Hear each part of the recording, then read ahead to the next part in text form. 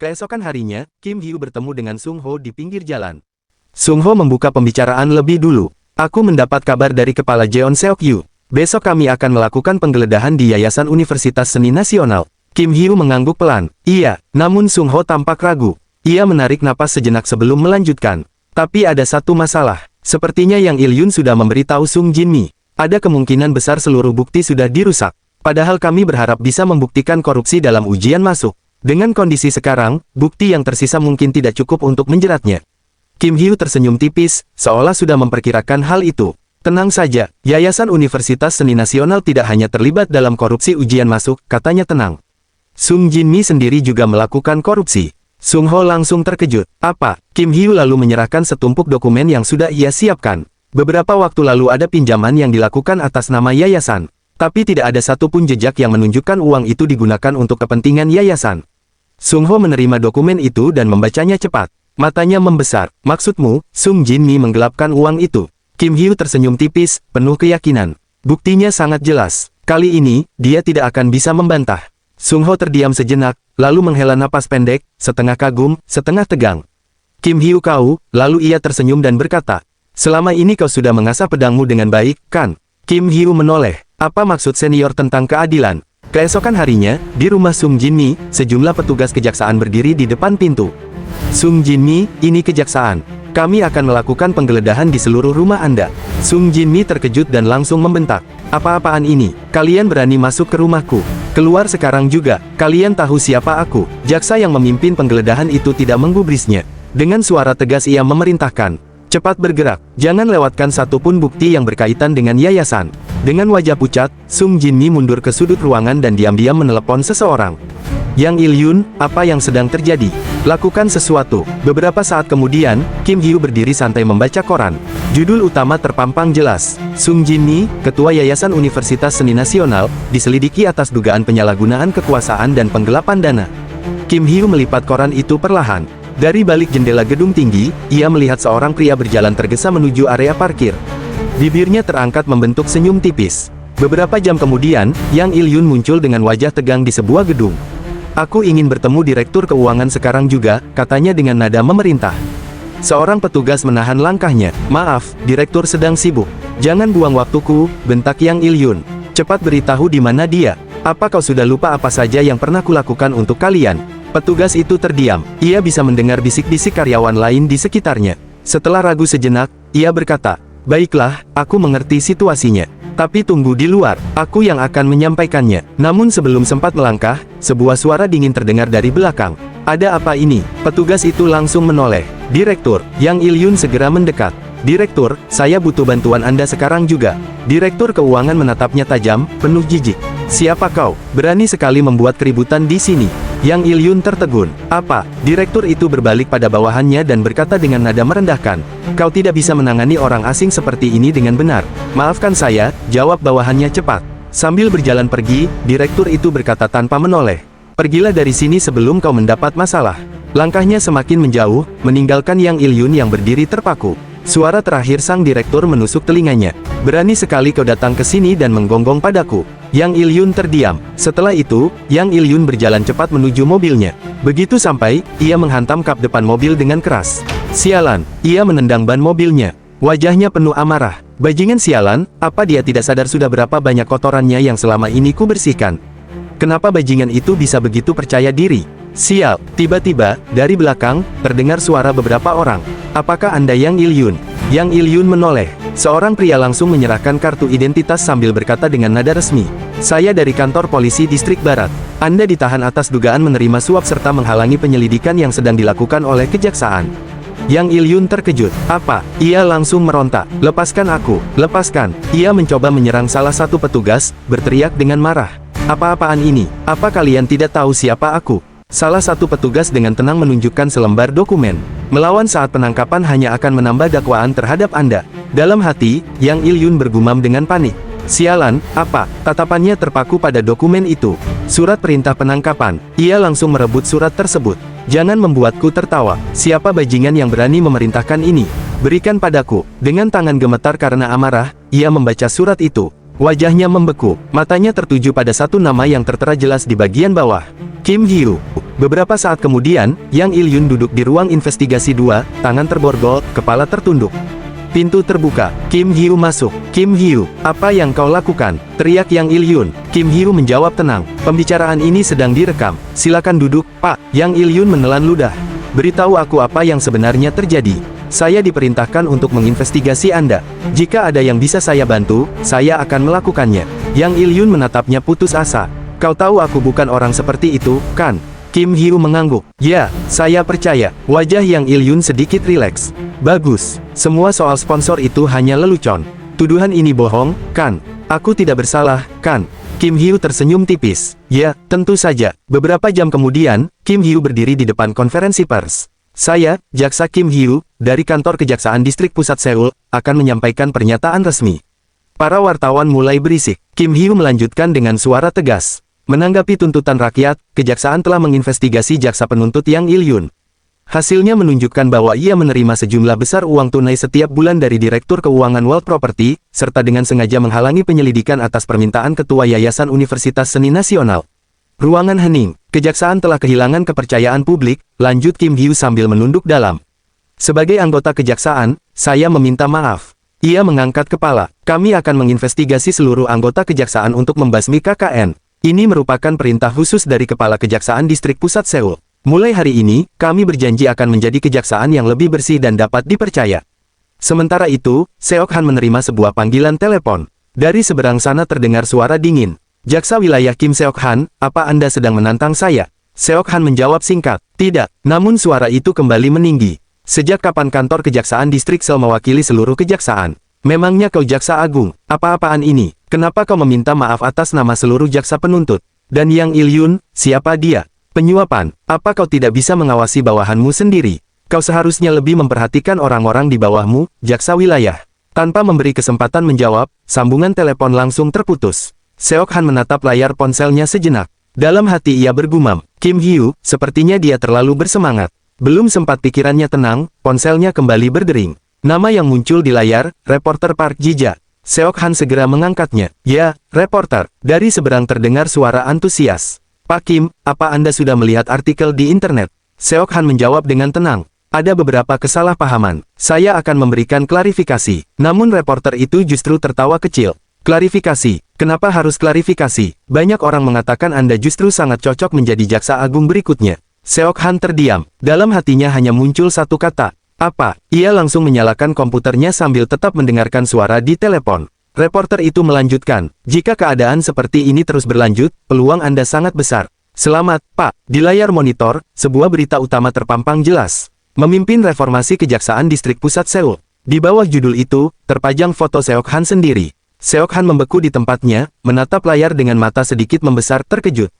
Setelah itu, tiba-tiba sebuah panggilan kembali masuk ke ponsel Seok Han. Begitu diangkat, suara di seberang terdengar tenang namun berwibawa. Ini aku. Konferensi pers itu bagus. Apa kau yang menyiapkannya? Seok Han sedikit gugup. Ah, maafkan saya, Pak. Kerja bagus, jawab suara itu singkat. Seok Han terkejut sejenak. Iya, terima kasih, Pak. Telepon pun terputus. Seok Han tersenyum kecil. Tak lama kemudian, terdengar ketukan di pintu ruangannya. Masuk, ujar Seok Han. Kim Hyo masuk ke dalam ruangan. Seok Han langsung bertanya, bisakah kau menjelaskan soal konferensi pers itu? Kim Hyo menjawab dengan tenang. Saya tidak punya pilihan lain selain menenangkan opini publik. Saya bertanggung jawab. Mendengar itu, Seok Han langsung menimpali. Kerja bagus. Aku berharap kasus jaksa Yang Il-yun bisa cepat diselesaikan. Kim Hyo terdiam sejenak, lalu menunduk. Saya mengerti. Ia pun berbalik dan meninggalkan ruangan. Seok Han menatap pintu yang tertutup itu, lalu bergumam dalam hati. Kursi jaksa agung semakin dekat denganku. Malam harinya, Kim Hyu yang pulang pun, mendengar bisikan dua jaksa di lift yang menuduhnya sebagai pengkhianat dan pemburu jaksa, bahkan takut bekerja satu gedung dengannya. Meski tersudut oleh stigma dan kecurigaan, Kim Hyu memilih diam dan tidak menunjukkan reaksi apapun, menegaskan keteguhannya menghadapi tekanan lingkungan kerjanya. Malam itu, Kim Hyu bertemu Seok Yu dan Sung Ho di sebuah kedai. Seok Yu menunjukkan dukungan dan mengajaknya berbagi beban, sementara Sung Ho berpura-pura tegas menolak terlibat lebih jauh. Kim Hyu memahami sikap keduanya, dan mereka sepakat untuk menikmati momen sejenak sebelum kembali menghadapi pekerjaan berat yang menanti. Ketiganya pun mengangkat gelas dan bersulang bersama, di tengah kelelahan, tekanan, dan jalan panjang yang masih menunggu di depan. Keesokan harinya, di gedung kejaksaan, Kim Hyu tiba-tiba dipanggil ke ruang investigasi. Begitu masuk, ia berkata dengan tenang, "Apakah Anda memanggil saya?" Yang Il-yun yang duduk di kursi interogasi mengangkat kepalanya sedikit dan berkata singkat, "Duduklah." Ia menatap lurus ke depan, lalu melanjutkan dengan suara datar. "Melihat situasinya sekarang, aku tidak bisa bebas dari tuduhan ini, bukan?"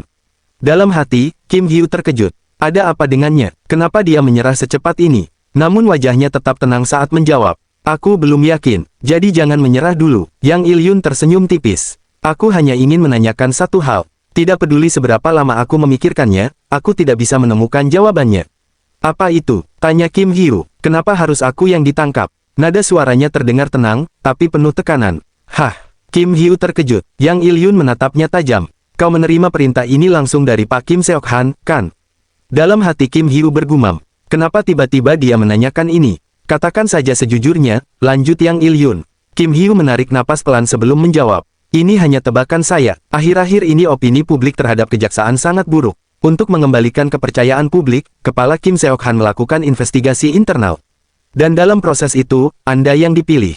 Belum sempat ia menyelesaikan kalimatnya, Yang Il-yun langsung menyela. "Ya, akhir-akhir ini aku memang sering melawan Pak Kim Seok-han." Ia lalu mendekatkan wajahnya sedikit. "Bagaimana dengan Kang Jin?" Kim Hyu terdiam. "Bukankah kau menginvestigasiku bersama Kang Jin?" tanya Yang Il-yun pelan, tapi menusuk. "Saya tidak bisa memberitahu detail investigasi, Pak," jawab Kim Hyu hati-hati. Yang Il-yun tertawa kecil. "Apa menurutmu dia bersih? Dia orang paling kotor di seluruh distrik ini." "Apa maksud Anda?" tanya Kim Hyu. Yang Il-yun mengusap rambutnya ke belakang, lalu bertanya balik. "Apa julukan yang diberikan publik kepadaku?" Kim Hyu menjawab pelan. "Yang Il-yun, boneka sponsor." Mendengar itu, Yang Il-yun tertawa lirih. "Aku yakin, dia akan mendapatkan julukan yang jauh lebih baik." Ia menatap Kim Hyu dengan senyum pahit. "Choi Kang Jin sang jaksa mucikari." Beberapa saat kemudian, di ruang divisi urusan pidana, Kang Jin berbicara kepada Kim Hyu. "Mulai hari ini, aku yang akan memimpin tim. Bukan lagi Yang Il-yun. Mari kita lakukan yang terbaik." Kim Hyu menunduk sedikit. "Baik, Pak." Ia kembali ke mejanya. Dari sana, Kim Hyu menatap Kang Jin sambil bergumam dalam hati. "Choi Kang Jin, sang jaksa mucikari. Tapi sekarang masih terlalu cepat untuk menangkapnya. Aku harus menenangkan kepalaku dulu." Kim Hyu lalu mengenakan jasnya dan berkata, "Pak, bolehkah hari ini saya pulang lebih awal?" Kang Jin menoleh singkat. "Ya, tapi besok datang lebih pagi." "Baik, terima kasih," jawab Kim Hyu sambil berlalu. Kim Hyu pulang dengan bus. Ia turun di sebuah halte dan berjalan menuju sebuah gedung. Dari balik bangunan lain, seseorang mengawasinya diam-diam. Target baru saja memasuki kantor real estate di distrik XX, lapornya lewat telepon. Di seberang sana, suara dingin menjawab. "Real estate, jangan sampai kehilangan dia, terus ikuti." "Baik." Kim Hyu datang menemui gurunya dan mereka berbincang santai sambil makan dan minum. Gurunya heran karena Kim Hyu bisa pulang lebih awal, lalu mengajaknya minum bersama. Saat ditanya masalahnya, Kim Hyu mengatakan bahwa ia hanya ingin memastikan gurunya baik-baik saja. Sang guru mengaku sedang sibuk dan berniat pensiun, bahkan menyebut sedang menjalani bisnis baru yang ternyata hanyalah candaan tentang urusan asmara dengan seorang nenek-nenek. Percakapan mereka lalu beralih ke Kim Hyu. Gurunya menyinggung soal hubungan pribadi dan menyarankan Kim Hyu juga mulai memikirkan hal itu. Namun Kim Hyu mengaku masih memiliki banyak hal yang harus diselesaikan dan merasa kedepannya akan semakin sibuk. Mendengar itu, sikap gurunya berubah menjadi serius. Ia menasihati Kim Hyu agar tidak memaksakan diri dan tidak mencoba menyelesaikan semuanya sekaligus, karena hal itu justru bisa menghancurkannya. Kim Hyu terdiam, menyadari ketulusan nasihat tersebut, lalu menerimanya dengan anggukan. Keesokan harinya di kantor, Kang Jin berdiri di depan meja Kim Hyu. "Kim Hyu, ayo pergi makan siang," ajaknya santai. Kim Hyu mengangkat kepala. "Ah, maafkan saya, hari ini saya sudah ada janji dengan seseorang." Kang Jin mengangguk ringan. "Benarkah? Kalau begitu jangan datang terlambat sore nanti. Aku pergi duluan." "Ya, hati-hati di jalan," jawab Kim Hyu. Tak lama setelah itu, Kim Hyu meninggalkan kantor dan kembali menuju sebuah bangunan. Dari kejauhan, seseorang kembali mengintainya, menjaga jarak tanpa menarik perhatian. Begitu Kim Hyu memasuki bangunan tersebut, sebuah suara menyapanya dengan akrab. "Kim Hyu, sini." Hanmi melambaikan tangan dari dalam. Kim Hyu mendekat dan duduk di depannya. "Kenapa kau memintaku ke sini?" tanya Kim Hyu. Hanmi tersenyum kecil. "Aku ingin makan siang denganmu, sebelum kau benar-benar melupakan wajahku." Kim Hyu terkekeh pelan lalu bersandar di kursinya. "Kalau begitu aku akan pesan cukup banyak. Aku sudah datang jauh-jauh ke sini." Tidak masalah, jawab Han Mi sambil tersenyum. Beberapa saat kemudian, hidangan pun tersaji di atas meja. Kim Hyu mencicipinya dan mengangguk puas. Terima kasih, rekomendasimu ternyata sangat enak. Han Mi menatapnya sambil berkata, ya, jangan cuma makan sup dan nasi hangat terus. Kim Hyu baru saja hendak menyendok makanan ketika Han Mi memanggilnya lagi. Kim Hyu, Kim Hyu mengangkat kepala. Han Mi menarik napas sejenak. Aku akan menikah. Sendok Kim Hyu berhenti di udara. Apa? Aku akan menikah. Menikah? Kim Hyu menatapnya kaget. Apa kau sudah menemukan calonnya? Orang seperti apa dia? Han Mi merentangkan kedua tangannya pelan. Aku tidak tahu. Apa? Kim Hyu mengernyit. Bagaimana bisa kau tidak mengenal pria yang akan kau nikahi? Han Mi menjawab dengan tenang, seolah itu bukan hal besar. Yang jelas, dia berasal dari keluarga yang cukup terkenal. Aku tidak perlu mengkhawatirkan keuangan. Latar belakang akademisnya bagus, dan kepribadiannya juga baik. Kim Hyu terdiam. Han Mi melanjutkan, dan mereka bilang tidak perlu merayakan pernikahan. Bukankah itu lucu? Pernikahan seperti itu tetap disebut pernikahan, padahal zaman sudah berubah. Kim Hyu menatap meja makan tanpa berkata apa-apa. Dalam hatinya, sebuah nama terlintas. Kim Seok Han, apa kau yang merencanakan ini? Kau akan menikahkan Han Mi? Han Mi menatap Kim Hyu sejenak, lalu bertanya dengan nada seolah sambil lalu. Apa kau pernah mendengar perusahaan bernama Bupil Vote? Kim Hyu mengangkat pandangannya. Ya, aku pernah mendengarnya, jawabnya jujur. Tapi aku tidak tahu detailnya. Han Mi sedikit menyandarkan tubuhnya ke kursi. Aku ingin kau mencari tahu detail tentang perusahaan itu. Kim Hyu langsung mengerutkan kening. Kenapa? Han Mi tersenyum kecil. Ini keuntungan punya teman di kantor kejaksaan. Wajah Kim Hyu langsung berubah serius. Tidak, katanya tegas. Kau tidak boleh menggunakan kekuasaan publik untuk kepentingan pribadi. Senyum Han Mi memudar. Ia menghela napas pelan. Apakah kau tidak khawatir kalau temanmu akan dijual ke perusahaan yang bahkan tidak kau kenal dengan baik? Ia lalu mengangkat bahu, seolah mencoba meremehkan. Ya, kalau kau tidak mau, tidak apa-apa. Kim Hyu terdiam. Dalam hatinya, ia bergumam, sepertinya aku harus mencari tahu tentang Bupil Food. Malam harinya, di kantor kejaksaan, ruang interogasi terasa sunyi. Yang Il Yun duduk sendirian, menatap kosong ke depan. Ia bergumam lirih. Semakin kupikirkan, semuanya semakin jelas. Nama itu kembali muncul di kepalanya. Kim Hyu. Ia menyipitkan mata. Kalau dipikir-pikir lagi, sejak awal dia sudah merencanakan semuanya. Bayangan lama muncul saat Kim Hyu memperkenalkannya pada Sung Jin Mi, saat album Sung Jin Mi berpindah tangan. Yang Il Yun tersenyum dingin. Bajingan, desisnya, aku akan menghabisimu. Tiba-tiba, pintu ruangan terbuka. Yang Il Yun mendongak. Kau sudah tiba. Sosok itu masuk tanpa memperlihatkan wajahnya. Terima kasih atas kerja kerasmu, ucapnya datar. Yang Il Yun bersandar ke kursi. Bagaimana dengan Kim Hyu? Apa dia sudah mulai bergerak? Untuk saat ini, belum banyak, jawab orang itu. Yang Il Yun tersenyum tipis. Aku yakin dia akan segera mengambil umpannya. Kita hanya perlu menunggu. Orang itu duduk di hadapannya. Ya, aku akan terus mengawasinya. Yang Il Yun melanjutkan dengan nada yakin. Dia terlalu ingin menarik perhatian Pak Kim Seok Han. Dia pasti akan berusaha keras. Dan pada akhirnya, orang itu menimpali. Dia akan mengambil umpannya. Yang Il Yun menatap tajam. Hati-hati, jangan meremehkan ikan seperti dia. Kalau kau salah langkah, dia bisa menyeret pemancingnya ke dalam air. Sosok itu akhirnya berbicara dengan suara yang jelas. Tenang saja, dialah Choi Kang Jin. Dalam hatinya, ia bergumam dingin. Aku berbeda darimu. Keesokan harinya, di sebuah gedung perusahaan, Kim Hyu masuk langsung bertemu dengan Sang Man. Sang Man menyambut dengan hangat, lalu mereka duduk dengan santai.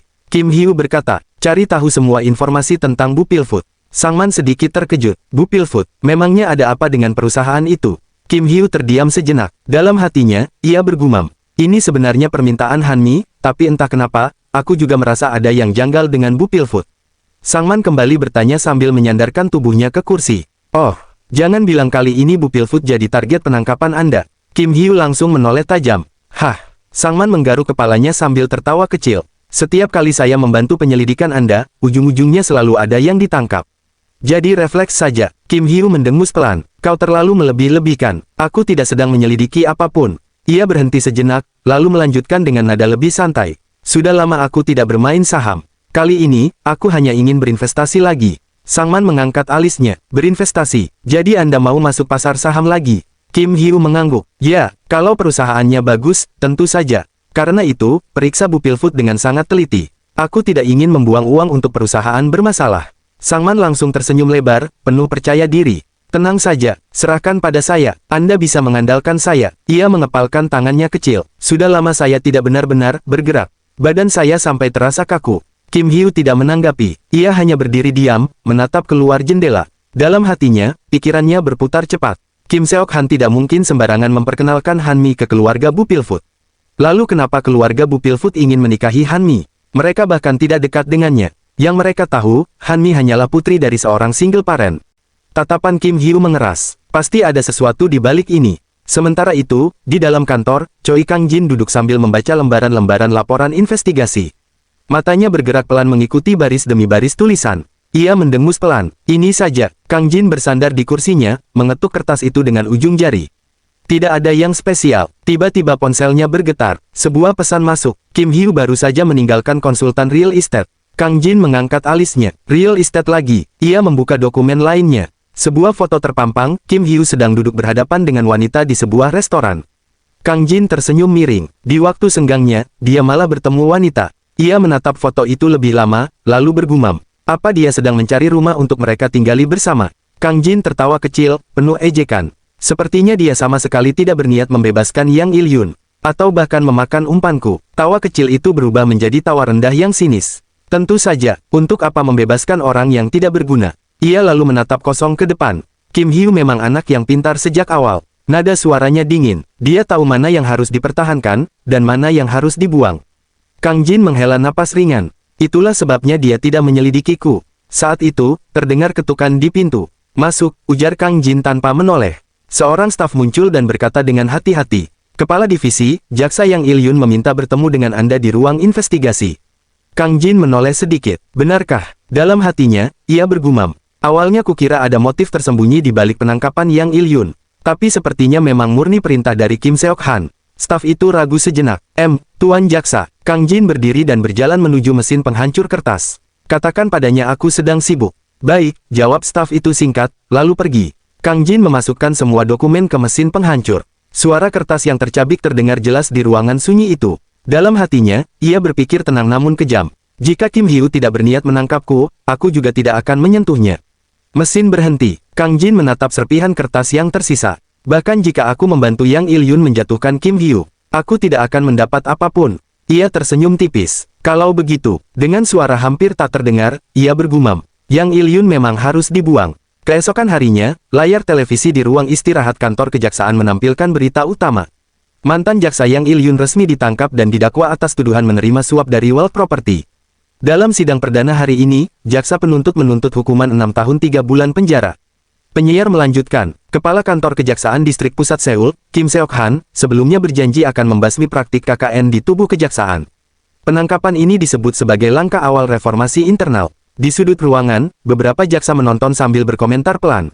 Bukankah dia dulu anak emas Pak Kim Seok Han? Bisik salah satu dari mereka. Yang lain menggeleng. Kelihatannya tidak. Kalau benar anak emas, mana mungkin dijatuhkan sekeras ini? Seorang jaksa lain menyela dengan nada sinis. Menurutku dia cuma dijadikan kambing hitam. Tapi ya, berkat dia ditangkap, kepercayaan publik pada kejaksaan malah naik. Percakapan itu terus berlanjut, bercampur antara skeptis dan acuh tak acuh, seolah kasus besar itu hanyalah gosip kantor biasa. Sementara itu, di antara kerumunan, Lee Min-so berdiri mematung menatap layar televisi. Wajahnya kosong, tanpa komentar, tanpa ekspresi. Beberapa saat kemudian, di ruang kerja Seok Han, suasana terasa tenang. Seok Han duduk di mejanya, menatap dua jaksa di hadapannya. Kalian telah menyelesaikan kasus Yang Il-yun dengan rapi, katanya dengan suara datar namun tegas. Kerja bagus. Pandangan Seok Han beralih dari Kim Hyu ke Choi Kang-jin. Kurasa ini momen yang tepat untuk memperbaiki citra kejaksaan, lanjutnya. Kesempatan seperti ini tidak datang dua kali. Berhati-hatilah agar jangan sampai kita sendiri yang merusaknya. Ingat, tugas kalian adalah menjadi jaksa yang adil. Kim Hyu dan Choi Kang-jin menjawab hampir bersamaan, baik Pak. Mereka lalu membungkus singkat dan keluar dari ruangan itu. Di koridor, langkah kaki mereka bergema pelan. Choi Kang-jin memecah keheningan. Kau mengerti maksud Pak Kim Seok Han, kan? Ujarnya sambil melirik Kim Hyu.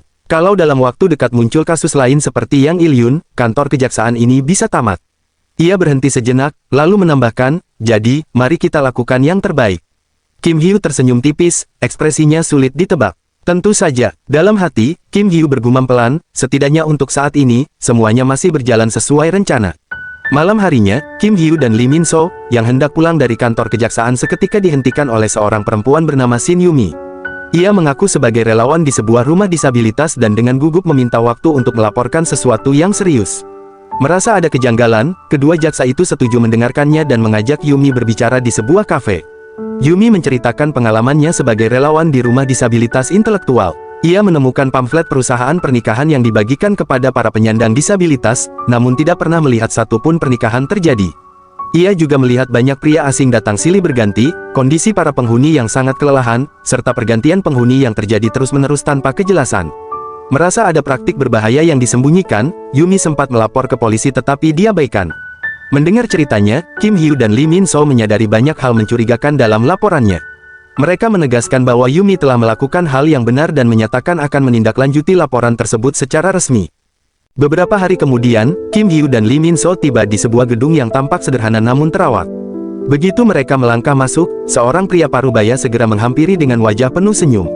"Selamat datang, nak. Aku sudah menunggu kalian. Terima kasih sudah datang jauh-jauh ke sini," katanya ramah. Kim Hyo mengangkat sebuah kardus yang dibawanya. "Ini hanya sedikit bantuan. Mohon diterima." Pria itu terkejut sekaligus senang. "Ya Tuhan, apa ini?" "Sedikit kebutuhan sehari-hari," jawab Kim Hyo singkat. Tak berhenti di situ, Kim Hyo juga menyerahkan sebuah amplop. "Kami ingin membantu agar Bapak dan para relawan di sini semakin semangat dalam bekerja." Pria parubaya itu menerima amplop tersebut dengan tangan sedikit bergetar, senyumnya semakin lebar. "Terima kasih banyak, aku akan menggunakannya dengan sebaik-baiknya." Kim Hyo kemudian berkata dengan nada sopan, "Sebelum kami mulai membantu, bolehkah kami melihat-lihat fasilitas di rumah ini? Jika ada yang kurang, mungkin kami bisa memberikan bantuan tambahan." "Tentu saja," jawab pria itu tanpa ragu.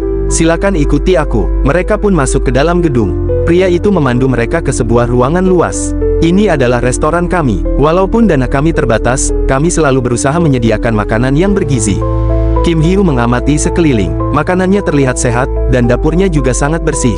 "Tentu," jawab pria itu sambil tertawa kecil, seolah bangga. Tak lama kemudian, pria itu mendekati salah satu penghuni dan bertanya dengan lembut, "Bagaimana? Kamu suka makanannya? Silakan dimakan." Namun orang itu justru tampak panik. Dengan suara gemetar ia berkata, "Tidak, maafkan aku, jangan pukul aku, tolong." Pria parubaya itu tersenyum canggung, lalu menoleh ke Kim Hyo. Dia dulu sering dibully sebelum masuk ke sini. Karena trauma, dia akan bereaksi seperti itu jika ada yang mendekat terlalu tiba-tiba. "Tenang saja, di sini aman. Tidak ada yang memukulmu." Mereka kemudian diajak ke ruangan lain. "Ini adalah ruangan khusus perempuan," jelasnya. "Sekarang ucapkan salam. Mereka adalah relawan yang datang membantu kita hari ini." Para perempuan di dalam ruangan itu menyapa dengan suara pelan dan agak kaku, "Halo, selamat datang." "Halo," balas Kim Hyo sambil tersenyum. Lee Min So mendekati seorang anak perempuan yang memeluk boneka. "Halo, bonekamu imut sekali." Dalam hatinya, ia berpikir bahwa ia harus terlihat seramah mungkin. "Itu hadiah dari para paman di sini." Anak itu tiba-tiba terlihat gelisah. Aku harus kemana?" katanya ketakutan. Lee Min So refleks mengangkat tangannya sedikit. Seketika anak itu mundur sambil menjerit, "Aku minta maaf, paman. Aku takut, aku tidak mau." Lee Min So langsung menurunkan tangannya. "Kenapa kamu takut pada paman?" Pria parubaya yang memandu mereka segera tersenyum menenangkan. "Tidak apa-apa, Min Yang. Maafkan aku, anak ini memang sangat penakut." "Tidak, ini salahku," ujar Lee Min So cepat. "Maafkan aku, Min Yang. Aku pasti terlihat menakutkan." Setelah keluar dari ruangan itu, pria tersebut kembali memandu mereka. "Sekarang, mari kita ke tempat lainnya." Kim Hyo menunjuk ke arah luar jendela. "Maaf, bangunan apa itu?" "Oh, itu workshop kami," jawab pria parubaya itu. "Pada malam hari, hampir semua orang bekerja di sana. Kami ingin membuktikan bahwa penyandang disabilitas intelektual juga bisa berpartisipasi dalam kegiatan ekonomi. Kami memastikan workshop itu nyaman bagi mereka." Kim Hyo mengangguk kecil. "Saya mengerti." Lee Min So ikut menimpali sambil tersenyum tipis. "Ini bisa jadi contoh yang bagus untuk rumah disabilitas lainnya." Pria parubaya itu menatap mereka berdua. "Kalau begitu, mari saya tunjukkan apa yang bisa kalian bantu hari ini." Mereka pun mengikutinya ke halaman belakang. Di sana terlihat tumpukan kain panjang yang direndam di dalam ember besar. Lee Min So menatap tumpukan itu dengan mata sedikit membesar. "Ini luar biasa. Kalau begini, kita bisa kelelahan sebelum sempat menyelidiki apapun." Kim Hyo terkekeh pelan. "Kalau begitu, bagaimana dengan bir dingin setelah ini?" Lee Min So langsung bersemangat. "Itu baru motivasi. Ayo." Tanpa banyak bicara, mereka mulai menginjak-injak kain di dalam ember. Air bercampur warna kain memercik kemana-mana. Keringat mulai mengalir di dahi mereka. Beberapa saat kemudian, kain-kain itu dijemur di bawah terik matahari. Kim Hyo menghela napas panjang, bahunya terasa berat. Pria parubaya itu kembali menghampiri mereka sambil tersenyum ramah.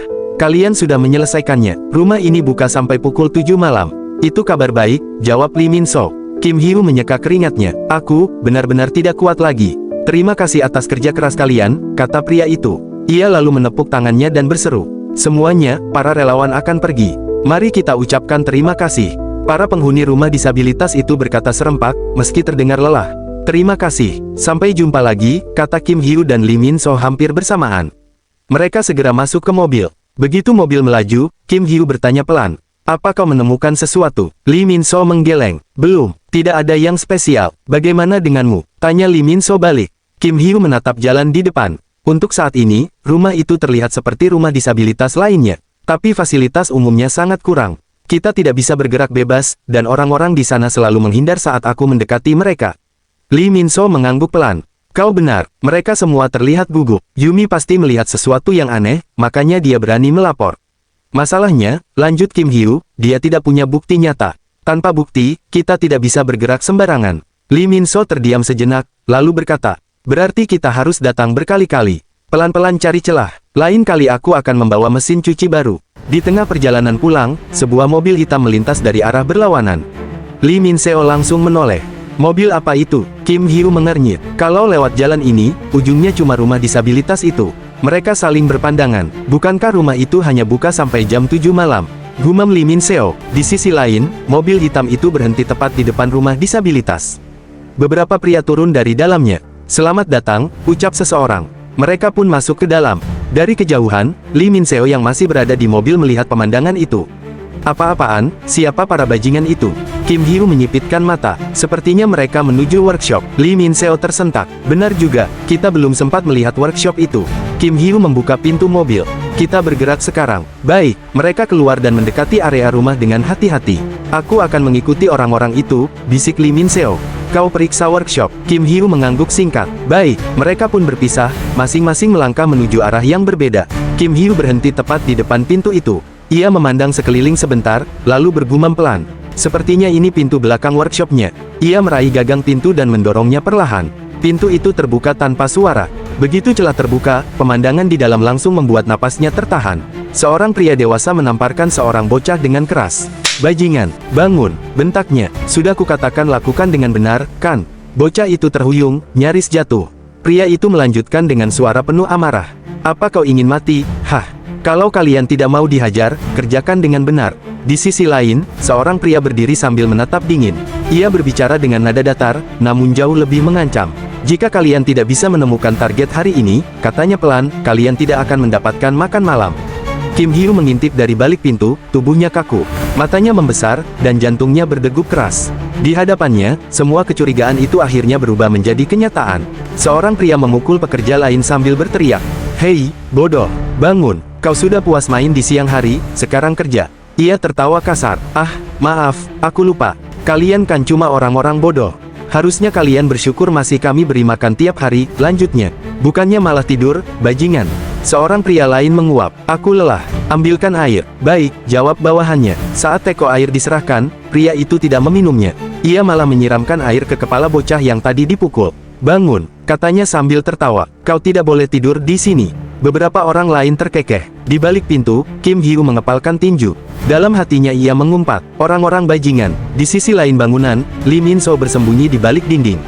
Ia mendengar percakapan beberapa pria. Seseorang bertanya, bagaimana bisnis Anda hari ini?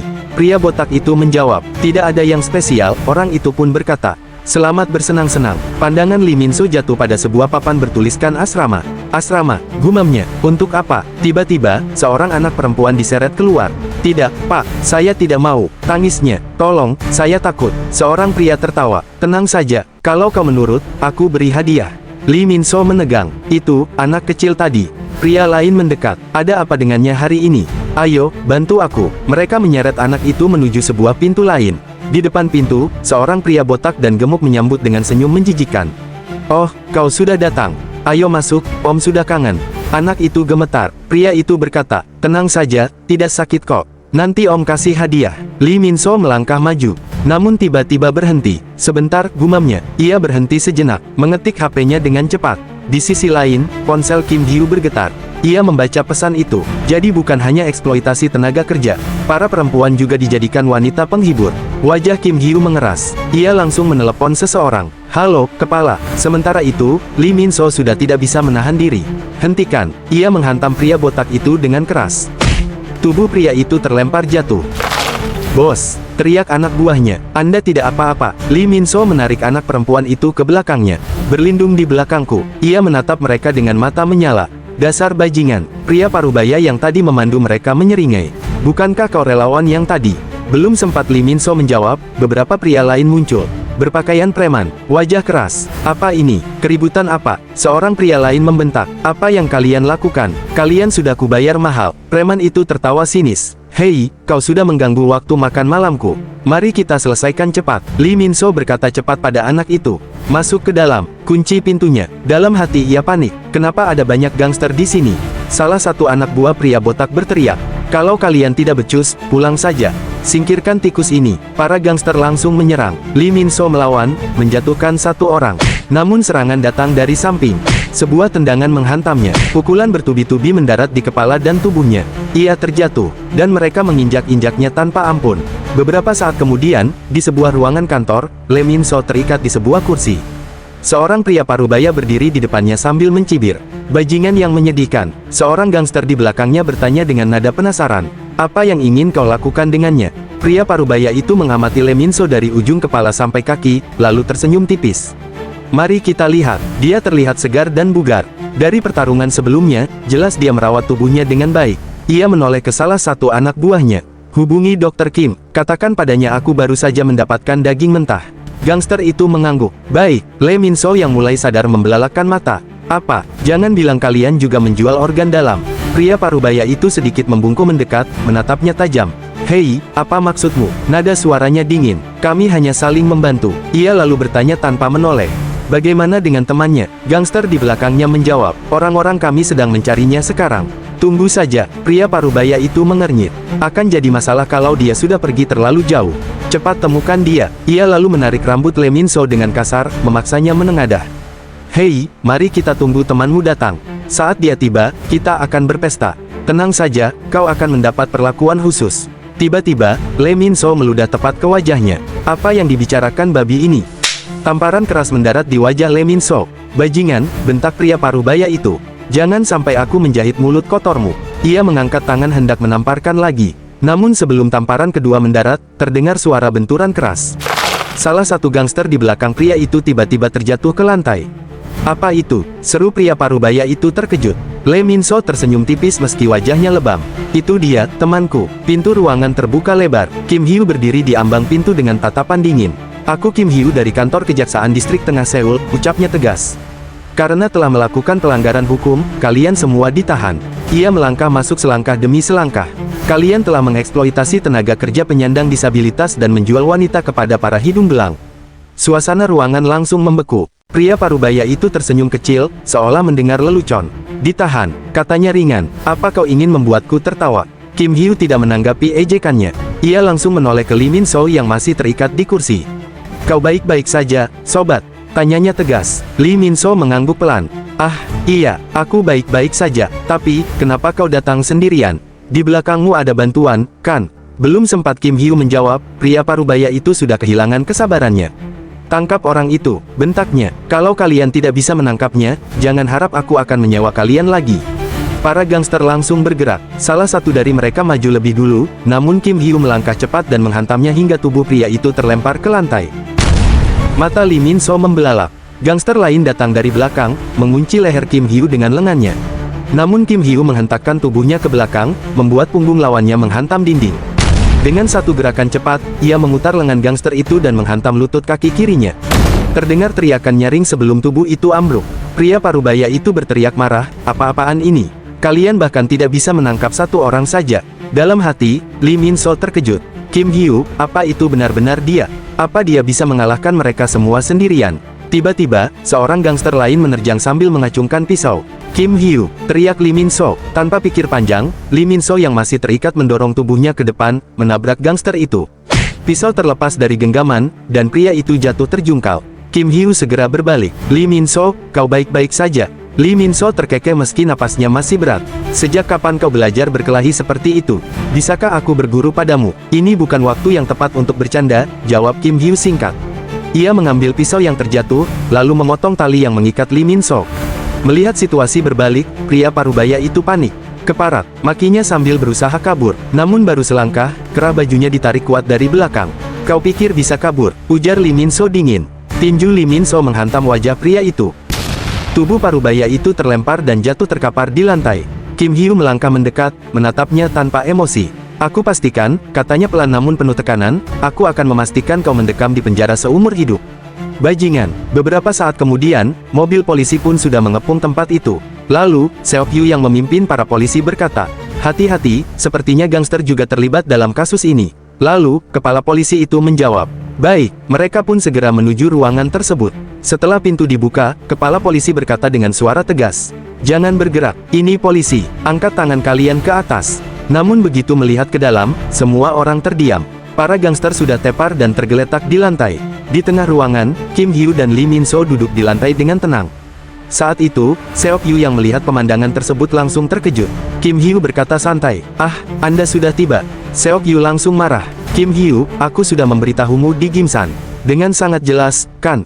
Lee Min-so segera membela diri. Ini hanyalah pertahanan diri. Kim Hyu ikut menambahkan dengan nada tenang. Benar sekali, kali ini saya tidak menyerang mereka dengan sembarangan. Saya tidak punya pilihan lain. Saya harus melindungi jaksa Lee Min-so yang nyawanya terancam. Lee Min-so mengangguk dan berkata, ya, sebelumnya kami hanya berjaga sampai bantuan datang. Tapi mereka tiba-tiba menyerang kami, dan akhirnya jadi seperti ini.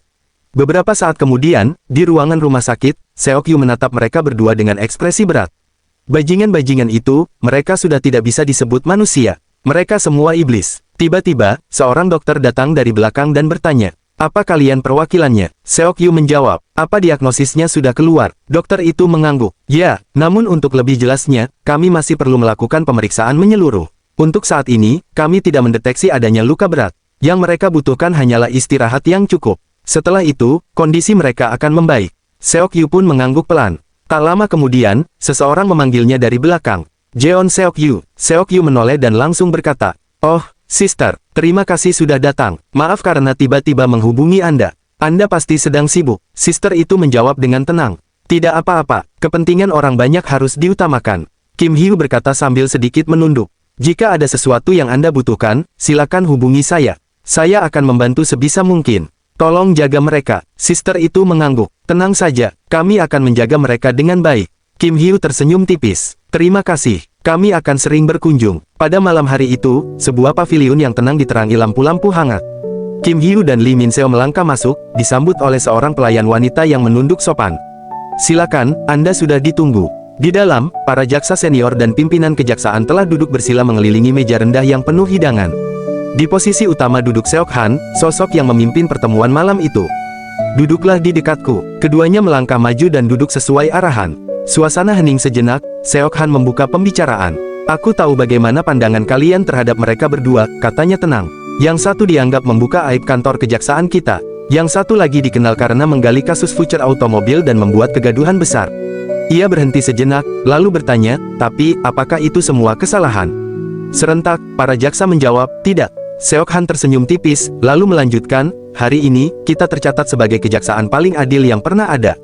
Bahkan orang-orang yang sempat kehilangan kepercayaan kepada kita, kini justru kembali mempercayai institusi ini.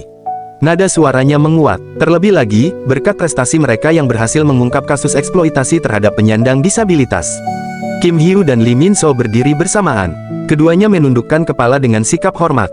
Terima kasih atas pujiannya, ujar Kim Hyu mewakili. Kami hanya menjalankan tugas sesuai dengan perintah kepala kejaksaan. Lee Min-so mengangguk setuju. Sejenak kemudian, tepuk tangan memenuhi ruangan. Suara itu bergema hangat, bercampur dengan senyum puas di wajah Seok Han. Setelah itu, pujian pun mengalir tanpa henti kepada Kim Hyu dan Lee Min-so. Para jaksa yang hadir satu persatu mengungkapkan rasa hormat mereka, memuji keberanian dan tindakan tegas keduanya yang dinilai telah membersihkan nama kantor kejaksaan.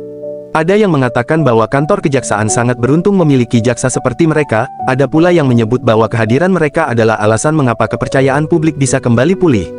Suasana pertemuan terasa hangat dan penuh pengakuan. Tak lama kemudian, acara pun berakhir. Di area parkiran, satu persatu mobil meninggalkan tempat itu. Lampu-lampu kendaraan menyala, menandai berakhirnya malam yang panjang. Saat Kim Hyu hendak melangkah pergi, sebuah suara memanggilnya dari belakang. Kim Hyu berhenti dan menoleh. Di belakangnya berdiri Choi Kang-jin, menatapnya dengan ekspresi yang sulit ditebak. "Apakah kau punya waktu luang?" tanya Kang Jin. "Bagaimana kalau kita minum sedikit?" Kim Hyu terdiam sesaat, lalu menjawab dengan tenang, "Ya, saya punya waktu." Kang Jin mengangguk kecil, sudut bibirnya terangkat samar. "Baiklah, whisky tidak masalah, kan?" Kim Hyu menatapnya sejenak, lalu menjawab singkat, "Tidak masalah." Beberapa saat kemudian, mereka berada di sebuah bar yang tenang. Kang Jin menuangkan minuman ke dalam gelasnya sendiri, lalu menatap Kim Hyu dengan ekspresi datar. "Kim Hyu," katanya pelan, "kali ini aku agak kecewa." Kim Hyu mengangkat pandangan. "Kecewa?" Kang Jin mengangkat gelasnya sedikit. "Kalau ada kasus seperti itu, bukankah seharusnya kau memberitahuku lebih dulu?" Ia melanjutkan dengan nada santai, "Kenapa kau malah menyelesaikannya bersama Lee Min So? Bukankah kau satu divisi denganku?" Kim Hyu menjawab dengan tenang, "Saya mengerti maksud Anda." Kang Jin menatapnya lurus. "Kalau hal seperti itu terjadi lagi, beritahu aku lebih dulu. Dengan begitu, reputasiku juga akan meningkat." Kim Hyu tersenyum tipis. "Kasus itu murni kebetulan. Awalnya saya hanya menjadi relawan. Dan Anda terlihat selalu sibuk, jadi saya tidak menelepon karena takut mengganggu." Kang Jin terkekeh pelan, lalu menepuk bahu Kim Hyu dengan ringan. "Kau tidak perlu memikirkan hal seperti itu. Kau ini bawahan spesialku. Tidak ada istilah mengganggu. Kalau kau menelepon, aku pasti akan menanggapinya. Kau paham?" "Ya," jawab Kim Hyu singkat. "Saya mengerti." Kang Jin bersandar ke kursinya. "Bagaimanapun juga, kau menemukan kasus menarik saat menjadi relawan, iya?" Ia tersenyum samar. "Kalau begitu, apa akhir pekan ini kau akan kembali ke fasilitas kesejahteraan itu untuk jadi relawan lagi?" Ia menggeleng kecil. Daripada pergi ke tempat seperti itu, lebih baik aku menikmati hal-hal yang menyenangkan, bukan?" Kim Hyu sedikit terkejut. Maaf." Saat itu, Kang Jin menekan layar ponselnya dengan santai. "Hari ini aku memberimu kesempatan untuk melepas stres. Kau bebas memilih tipe yang kau suka. Atau kau lebih suka yang berpenampilan elegan?" Ia melirik Kim Hyu dengan senyum penuh arti. "Katakan saja, aku bisa mengaturnya. Jarang-jarang aku memberi layanan gratis seperti ini." Kemudian ia menambahkan, "Atau kau takut karena sekarang namamu sedang ramai dibicarakan?" Kang Jin tersenyum tipis. "Tenang saja, aku akan menutup rapat semuanya." Saat itu, Kim Hyu berkata sambil mengangkat sebelah tangannya. "Tidak perlu, hari ini saya hanya ingin minum-minum saja." Kang Jin tersenyum tipis, lalu berkata, "Benarkah, ketika sudah sampai rumah, kau mungkin akan menyesali ini? Kalau nanti kau berubah pikiran, hubungi aku saja." Kim Hyu mengangguk kecil. Baik." Setelah itu, Kim Hyu menuangkan minuman ke dalam gelas Kang Jin dengan tenang. Di dalam hatinya, Kim Hyu bergumam, "Choi Kang Jin, kau memang sampah. Kau pikir kau bisa membelokkan jalanku dengan cara seperti itu? Tunggu saja, suatu hari nanti, kita akan saling berhadapan, dan kau akan menebus semua tindakan kotormu." Keesokan harinya, di gedung kejaksaan kantor cabang Gimsan, tiba-tiba telepon Inspektor Oh berdering. Saat itu, Kim Hyu terdengar berbicara di telepon. "Inspektor Oh, lama tidak bertemu." Inspektor Oh langsung menjawab dengan nada datar. "Saya sedang sibuk." Kim Hyu tertawa kecil, lalu berkata, "Tunggu sebentar, bagaimana suasana di Gimsan akhir-akhir ini?" Inspektor Oh menjawab, "Ya, setelah Anda pergi, di sini jadi damai." Kim Hyu kembali bertanya, "Apa Anda menyukai jaksa yang baru ditempatkan di sana?" Inspektor Oh langsung menimpali, "Kali ini ada apa? Hari ini aku ingin pulang lebih awal." Kim Hyu tertawa lagi dan berkata, Anda sudah menyadarinya." Inspektor Oh menjawab dengan tenang, "Tentu saja, tidak mungkin Anda menelepon saya jika tidak ada sesuatu." Lalu, Inspektor Oh melanjutkan, "Kebetulan saat ini saya sedang tidak ada pekerjaan. Jadi, katakan saja, apa yang harus saya selidiki?" Beberapa saat kemudian, di sebuah kafe, Kim Hyu sudah lebih dulu menunggu. Tiba-tiba, Yuri dan Kosong Yu datang bersamaan. Yuri langsung bertanya, "Apa yang terjadi di sini?" Kim Hyu terkejut. Yuri, kenapa kau ada di sini?" "Hei, Kosong Yu, sudah ku bilang datang sendiri." Kosong Yu menjawab singkat. Dia langsung mengikutiku. Dalam hati, Kim Hyu bergumam, ini sedikit tidak sesuai rencana. Padahal aku ingin menjaga rahasia ini. Tapi jika itu Yuri, kurasa tidak masalah. Mereka bertiga pun duduk. Yuri menatap Kim Hyu dan bertanya, "Ada apa denganmu? Kenapa kau hanya menelepon Kosong Yu? Apa kau mengabaikanku?" Kim Hyu menjawab dengan tenang, "Aku tidak mengabaikanmu. Aku hanya khawatir sesuatu yang berbahaya akan terjadi padamu." Kosong Yu langsung menimpali, "Benar sekali, Kim Hyu hanya mengkhawatirkanmu, Bu." Yuri mendengus, "Kalau memang mengkhawatirkanku, kenapa dia malah menyuruhku menangkap pembunuh berantai?" Kim Hyu tetap tenang.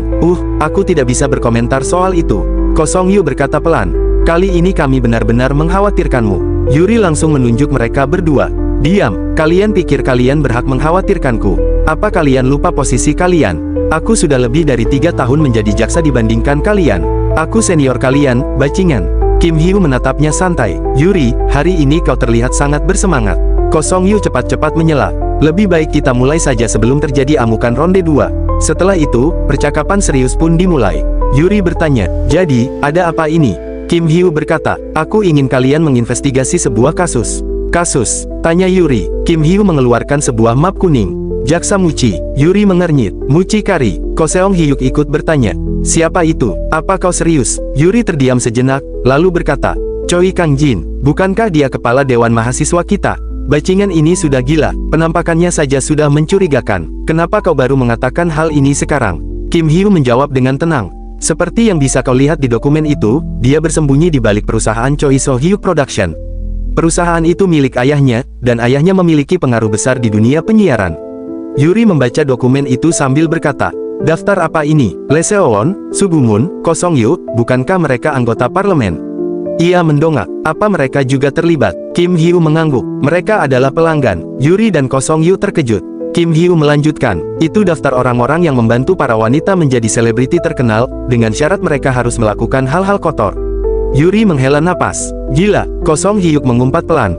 Brengsek, Yuri kembali bicara, tapi dalam situasi seperti ini, bisakah kita benar-benar memecahkan kasus ini? Kalau kita menginvestigasi ini, bukankah sama saja menyerang kejaksaan? Kim Hyu mengangguk. Benar, jika kita membuat satu kesalahan saja, semuanya akan berakhir. Kalian harus sangat berhati-hati dan merahasiakan investigasi ini. Yuri bertanya, lalu, apa ada cara untuk memecahkan kasus ini? Kim Hyu menjawab, aku masih memikirkannya. Untuk saat ini, kita mulai dari hal-hal yang bisa kita lihat. Jika kita tidak bisa langsung menyelam terlalu dalam, maka kita harus bergerak perlahan. Mereka berdua menjawab serentak. Baik, pada malam harinya, di meja kamar Kim Hyu, dia menatap komputernya sambil bergumam dalam hati. Itu merupakan cara terbaik agar kami tidak terekspos. Bantuan dari kawan-kawanku saja tidak akan cukup untuk menyelesaikan kasus ini. Kemudian televisi di belakangnya menyiarkan berita terbaru, berita selanjutnya. Di tengah konflik yang meningkat terkait revisi Undang-Undang Pemilu, anggota parlemen Jo Tae-sup dan anggota parlemen oposisi masih berjuang hingga hari ini. Melihat televisinya yang tiba-tiba menyiarkan berita, dia pun menoleh ke belakang dan bergumam, Jo Tae-sup. Saat itu, di televisi mereka berkonflik hebat. Jo Tae-sup berkata, anggota parlemen Wang, apa hubungannya dengan topik yang kita bicarakan? Lalu, anggota parlemen Wang berkata, kenapa hal itu tidak penting? Bukankah ini semua hak istimewa untuk anggota parlemen? Dalam hati, Kim Hyu bergumam, anggota parlemen Wang Jin-yong sangat konsisten. Di kehidupanku dulu, dia tidak pernah menyerah berhadapan dengan Jo Tae-sup. Dia benar-benar luar biasa. Saat itu, di televisi, anggota parlemen Wang berkata lagi dengan tegas. Hak istimewa, bukankah itu hak istimewa? Pikirkan tentang apa yang sebenarnya dibutuhkan masyarakat. Keesokan harinya, Kim Hyu berdiri di depan sebuah bangunan tua yang ia yakini sebagai kantor tujuan. Ia kemudian menyaksikan seorang pak tua yang kesulitan menarik gerobak penuh barang di tanjakan curam, sementara seorang pria lain mendorong dari belakang sambil menegurnya agar lebih berhati-hati. Kim Hyu menawarkan bantuan meski awalnya ditolak. Saat ia melihat wajah pria yang mendorong, ia terkejut karena ternyata pria tersebut adalah anggota parlemen Wang Jin-yong. Akhirnya mereka bertiga bekerja sama hingga berhasil melewati tanjakan, dan pak tua pun mengucapkan terima kasih dengan lega. Sebagai balasan, Pak Tua memaksa Wang Jin-yong menerima sepasang sepatu baru, menggantikan sepatu lamanya. Setelah Pak Tua pergi, Wang mengajak Kim Hyu ke kantornya untuk beristirahat. Kim Hyu lalu memperkenalkan dirinya secara resmi sebagai jaksa Kim Hyu kepada anggota parlemen Wang Jin-yong. Pada malam harinya di sebuah kafe, Ko Song Yu berkata, apa kita benar-benar akan bertemu artis Song Hyun? Apa dia benar-benar akan datang? Yuri yang duduk di hadapannya menatapnya sekilas lalu berkata, kenapa wajahmu memerah? Sambil berkata begitu, dia menyerahkan sebuah koran. Baca bagian selebritinya. Ko Song Yu pun membaca berita itu. Aktris Song Hyun dituduh melakukan penipuan. Ko Song Yu terkejut dan berkata, apa? Song Hyun seorang penipu? Apa artikel ini benar? Yuri menjawab dengan tenang. Baca artikelnya dengan cermat. Lihat perusahaan apa yang terlibat. Setelah membacanya lebih teliti, Ko Song Yu berkata, Choi So Hyuk Production. Yuri pun berkata, Kim Hyu mengatakan dia sering melihat Choi Kang-jin dan Song Hyun bersama. Ko Song Yu mendecak kesal. Choi Kang-jin bahkan tidak membantu orang terdekatnya yang sedang dituduh. Dia benar-benar tidak punya perasaan. Tiba-tiba, seseorang mendekat dan berkata, Anda jaksa Kim Yuri, kan? Selamat malam, saya Song Hyun. Ko Song Yu langsung terkejut. Dia terlihat jauh lebih cantik jika dilihat langsung. Yuri berbisik pelan, Hei, apa kau datang ke sini untuk minta tanda tangan aktris? Kemudian Yuri berkata dengan sopan, Selamat malam, saya Jaksa Kim Yuri. Ko Song Yu ikut memperkenalkan diri. Halo, saya Jaksa Ko Song Yu. Song Hyun pun berkata, Anda bilang Anda bisa membantu saya. Yuri menjawab, ya, Anda datang tepat waktu. Kami sedang mengerjakan detail kasus ini. Ko Song Yu berkata sambil menunjuk kursi di depannya. Silakan duduk. Song Hyun mulai menceritakan kisahnya. Suatu hari, kepala agensi sebelumnya melarikan diri ke negara lain dengan membawa uang perusahaan. Saat itu, saya belum bertemu dengan jaksa penuntut Choi Kang-jin. Kami pertama kali bertemu di sebuah acara yang disebut Forum Talenta Masa Depan. Sejak saat itu, dia selalu mendekati saya. Saya pikir dia sangat mencintai saya, dan saya pun jatuh hati pada kegigihannya. Kemudian, saya menceritakan kasus agensi saya sebelumnya kepadanya. Jaksa Choi Kang-jin mengatakan bahwa dia akan memperkenalkan saya ke agensi dan perusahaan produksi yang bagus. Dia berkata saya pasti bisa mencapai Hollywood. Dia juga mengatakan akan memberikan yang terbaik untuk saya. Saya tidak punya alasan untuk menolaknya. Kim Yuri pun berkata, Anda tidak salah. Choi Soyuk memang perusahaan produksi yang bagus. Song Hyun menceritakan bahwa masalah muncul setelah ia menerima kontrak baru. Ia mengetahui dari Kang Jin bahwa kontraknya dengan Choi Soyuk Productions ternyata hanya bersifat lisan, sehingga ia dituduh melanggar kontrak oleh perusahaan lain. Saat Song Hyun meminta penjelasan, Kang Jin bersikap ambigu dan menyiratkan adanya imbalan tertentu sebelum bersedia membantu. Setelah Kang Jin pergi dan lama tak kembali, seorang pria parubaya datang menemui Song Hyun dengan maksud mencurigakan. Dia menyuruh Song Hyun untuk melayaninya. Mengingat kejadian itu, Song Hyun berkata kepada Kim Yuri dengan wajah sedih. Ia mengatakan bahwa dirinya hanya bisa menandatangani kontrak resmi dengan perusahaan Choi Soyuk Productions jika ia mau menghibur anggota parlemen. Dengan tangan gemetar, ia melanjutkan, bagaimana bisa seorang jaksa seperti itu? Bukankah jaksa seharusnya menangkap penjahat dan menegakkan keadilan? Aku tidak bisa melawannya. Aku tidak bisa melakukan apapun.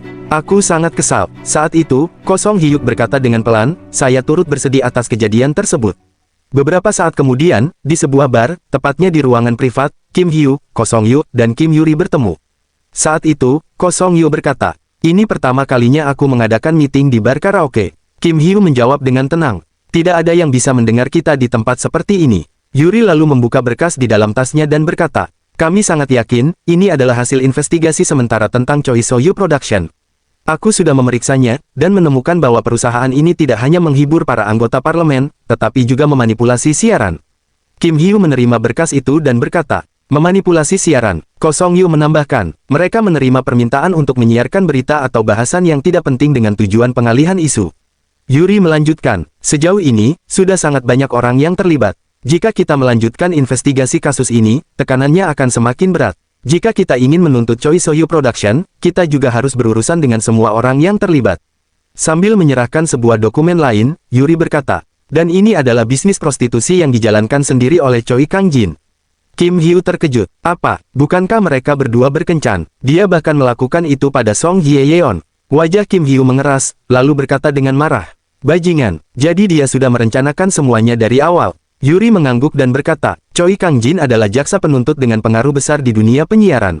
Song Hye-yeon sama sekali tidak bisa melawan. Karena itu, kami memutuskan untuk membantunya. Kim Hyu berkata dengan suara dingin, baiklah, mari kita gunakan ini untuk melenyapkan mereka semua. Bukan hanya bajingan Choi Kang-jin, tapi juga seluruh pelanggannya. Setelah pertemuan itu berakhir, Kim Hyu pulang ke rumahnya. Sesampainya di sana, ia duduk di kursinya dan menelepon seseorang. Halo, orang di seberang menjawab, bos, ini Sangman. Saya sudah selesai menyelidiki Bu Pilfuk. Kim Hyu berkata, ah iya, apa ada yang aneh? Sangman menjawab, yang lainnya normal saja, tapi putra pimpinan Bu Pilfuk itu benar-benar gila. Kim Hyu bertanya, putra? Sangman menjelaskan, iya, kalau ini masuk berita, pasti akan meledak. Namanya Yun Chai. Singkatnya, dia pengacau. Dia pergi belajar ke luar negeri untuk kabur dari masalah di sini. Bahkan di luar negeri pun, dia menggunakan narkoba, mengemudi dalam keadaan mabuk, dan pernah menganiaya orang lain. Setelah kembali ke Korea, Ketua Ah Jung Ho ingin mewariskan posisi pimpinan Bu Pilfuk kepadanya. Tapi keputusan itu menimbulkan konflik internal. Para eksekutif menentangnya karena Yun Chai dianggap tidak layak memimpin perusahaan. Mendengar itu, Kim Hyu terdiam. Dalam hatinya ia bergumam, Kim Seho-han, apa dia yang merencanakan pernikahan Hanmi dengan pria bajingan itu? Kim Hyu lalu berkata, terima kasih, aku ingin kau mencari tahu lebih banyak lagi. Sangman menjawab, baik, lalu menutup telepon. Di mejanya, Kim Hyu bergumam dengan kesal. Aku harus segera menginvestigasinya, menangkapnya, dan menjebloskannya ke penjara. Namun tiba-tiba ia menghela napas. Ah, Tidak, jika aku bergerak terlalu cepat, ada kemungkinan Han Mi akan ikut terseret. Keesokan harinya, Kim Hyu menemui Han Mi di depan sebuah gedung. Kim Hyu berkata, Han Mi, kenapa tiba-tiba menghubungiku? Padahal aku juga baru saja ingin menghubungimu. Han Mi tersenyum kecil lalu menjawab, Kim Hyu, aku kesini untuk memberimu sesuatu. Kim Hyu mengerutkan kening. Sesuatu. Han Mi kemudian menyerahkan sebuah amplop. Ini, Kim Hyu membukanya. Di dalamnya terdapat sebuah undangan pernikahan. Han Mi berkata pelan, mungkin setelah aku menikah, kau akan sulit menemuiku lagi. Dan juga, aku tidak punya banyak teman. Maukah kau datang ke pernikahanku? Kim Hyu menatap undangan itu beberapa saat, lalu mengangkat kepalanya. Han Mi, apakah kau benar-benar ingin menikah dengannya? Han Mi pun menjawab sambil sedikit menunduk. Jika memang ada cara untuk tidak melakukannya, aku sebenarnya tidak ingin menikah dengannya. Mendengar itu, Kim Hyu langsung merobek kertas undangan tersebut menjadi dua dan membuangnya ke tong sampah. Kalau begitu, tidak usah, katanya tegas. Kenapa kau harus menikahi orang yang tidak ingin kau nikahi? Kau tidak perlu memaksakan diri. Hidupmu adalah milikmu sendiri. Saat itu, mata Han Mi mulai berkaca-kaca. Air mata menetes perlahan, namun ia tersenyum. Aku mengerti sekarang, ujarnya pelan. Aku tidak perlu menikah hanya karena merasa harus. Jika aku tidak ingin melakukannya, maka memang tidak perlu. Kim Hyu menatapnya dan berkata santai. Oh, kau menangis. Apa kata-kataku terlalu menyentuh? Han Mi mengusap air matanya dan mendengus kecil. Kau berisik. Lalu ia melanjutkan dengan nada serius. Jika aku benar-benar membatalkan pernikahan ini, aku akan memberimu hadiah yang sangat besar. Bisakah kau membantuku? Kim Hyu tersenyum tipis. Tidak perlu hadiah. Bagaimanapun juga, aku akan menghentikannya. Beberapa saat kemudian, Kim Hyu yang berada di dalam bus tiba-tiba mendengar ponselnya berdering. Saat ia menjawab, suara Sangman terdengar dari seberang. Bos, kata Sangman. Ya, Sangman, jawab Kim Hyu. Sangman melanjutkan, saya baru saja mendapatkan informasi. Dalam waktu dekat, Bupil Food akan mendirikan kantor cabang di Amerika Serikat. Namun, mereka tidak melakukannya secara langsung. Mereka akan menggunakan jasa JS Trading sebagai perantara. Dalam hati, Kim Hyu bergumam, JS Trading. Bukankah itu anak perusahaan JS Group dan perusahaan milik putra Kim Seok Han? Sangman kembali melaporkan, dengan JS Trading sebagai perantara, mereka akan menandatangani kesepakatan dengan pihak Amerika Serikat. Dari informasi yang saya dapatkan, kesepakatan ini dicetuskan oleh Ah Hyun Chae dan Kim Seok Yong. Kim Seok Han, pikir Kim Hyu. Aku sangat penasaran dengan alasanmu ingin menikahkan Han Mi dengan anak pemilik Bupil Food. Apa ini bagian dari kesepakatan antara dua perusahaan ini? Padahal Han Mi adalah putrimu sendiri, tapi kau begitu tega memanfaatkannya. Sangman melanjutkan, banyak pihak mempertanyakan alasan Bupil Food menggunakan JS Trading sebagai perantara, padahal mereka sebenarnya bisa melakukannya sendiri. Hal ini memicu protes dari para pemegang saham dan menyebabkan harga saham mereka menjadi tidak stabil. Saya rasa ini waktu yang tepat. Apa saya harus membeli saham mereka? Kim Hyu menjawab tanpa ragu, ya, belilah sebanyak yang kau bisa. Baik, bos, kata Sangman, lalu menutup telepon. Kim Hyu menyandarkan tubuhnya di kursi bas. Ah Hyun Chae dari Bupil Food, Choi Kang Jin, terlalu banyak hal terjadi secara bersamaan. Saat ini, ia tahu bahwa fokus utamanya adalah Ah Hyun Chae, tetapi langkah selanjutnya masih perlu dipikirkan dengan matang. Tiba-tiba, pandangannya tertuju pada sebuah poster yang tertempel di dalam bas. Ia membaca tulisan besar di sana, ujian PNAS. Benar, gumamnya dalam hati.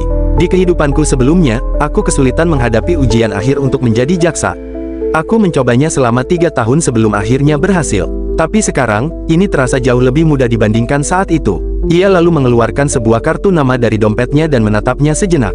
Baiklah, pikirnya mantap. Mari kita selesaikan mereka satu per satu. Pada malam harinya, Kim Hyu bertemu Kang Yong Beom di restoran mewah untuk membahas investasi. Kim Hyu menawarkan peluang membeli saham Bupil Food dengan janji keuntungan 3 kali lipat. Kang Yong Beom tertarik namun curiga dengan motif Kim Hyu, hingga Kim Hyu mengakui bahwa ia ingin meminta bantuan darinya. Malam itu juga, Kim Hyu meminta Sangman menyerahkan data Ah Hyun Chae kepada Ajin Food, meski perusahaan itu adalah saingan Bupil Food. Sangman sempat ragu, namun Kim Hyu menenangkannya dan menyatakan kepercayaan penuh. Akhirnya, Sangman menerima tugas itu dengan tekad untuk melaksanakannya. Keesokan harinya, Sangman menyerahkan dokumen itu kepada salah seorang petinggi Ajin Food. Tak lama kemudian, di perusahaan Bupil Food, ayah Ah Hyun Chae memarahinya dengan wajah murka. Bajingan, apa yang telah kau lakukan di Amerika? Hyun Chae menjawab santai, tentu saja belajar. Kenapa ayah menanyakan hal itu? Tanpa berkata apa-apa lagi, ayahnya melemparkan sebuah koran ke wajah Hyun Chae. Lalu apa ini? Hyun Chae mengambil koran itu dan membacanya. Judul besar terpampang jelas, narkoba, alkohol, penganiayaan, wajah sebenarnya dari penerus Bupil Food. Wajah Hyun Chae langsung memerah. Ia mencabik-cabik koran itu sambil berteriak, "Sialan! Siapa yang menulis artikel ini?" Ayahnya membalas dengan dingin, "Apa sekarang itu penting? Sudah banyak orang yang mengeluh karena kau tidak becus bekerja.